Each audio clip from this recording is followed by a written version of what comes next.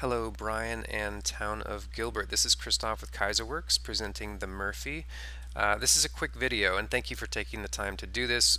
Quick video that we just wanted to share with you some precedent images and talk about our rationale with what we are proposing for our roof plane in response to some of the comments that we've heard.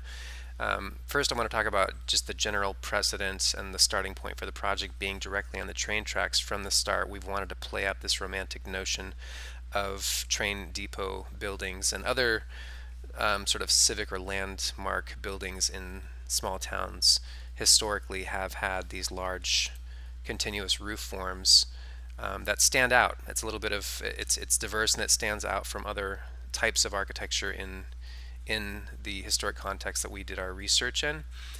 So the idea is introducing that same language but with a modern or contemporary material palette. In this example here, we're looking at Lake Flato's Marine Education Center in Mississippi, and it is at the human scale or the pedestrian scale where you have this interplay of materiality. You have glass, in this case you have shiplap wood, and that is offset by a large and very simple roof form.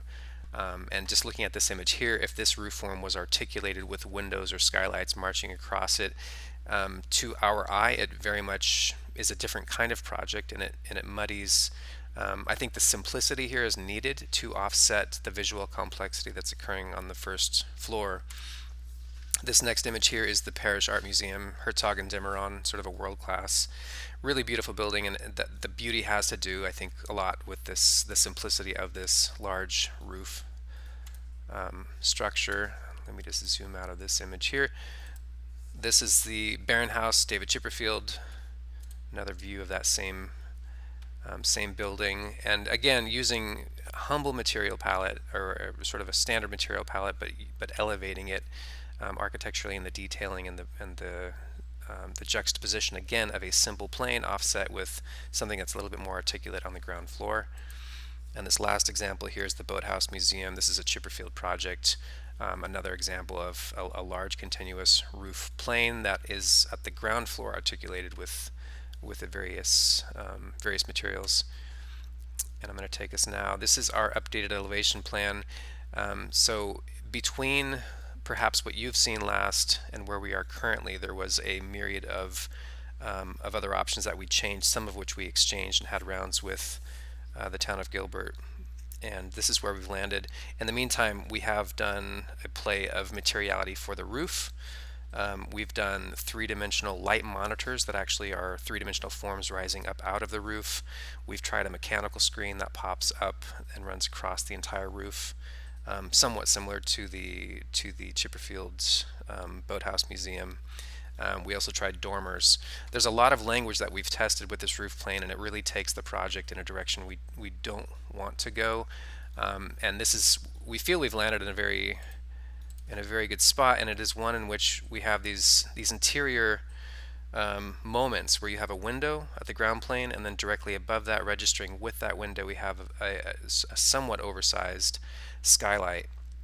And so if you can imagine this being a retail space in the interior, you have your feature sort of display table, maybe 8 feet inboard of that piece of glass, and then directly above you have a skylight.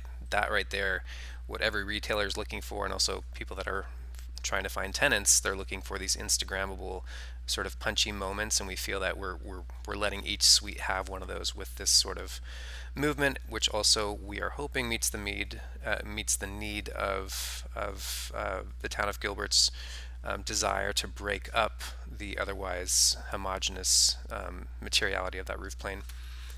Let me go to our next image here. This next image, same as the previous image, but just given sort of shown with the reality of the trees that we're going to have marching along the street edge. So we've actually shifted some of these trees, but this would be what you'd be looking at here. This next image here, I will zoom out just a bit, is showing the skylights in the perspective of our initial rendering. And one last comment I just want to make is in effort to arrive where we have, we've gone through some fairly major structural gymnastics so that we can have a mechanical well. so that we don't have to look at mechanical units that are sitting on the roof, which would be surrounded by mechanical screens, or eliminating the need to have mechanical units that sit on the ground, which is noisy and nobody wants to sit near an air conditioning unit. A building of this scale obviously has quite a few mechanical units. And so our desire to get those far and away and not be part of this picture has been met with this continuous detail, this continuous mechanical well that's part of our roof.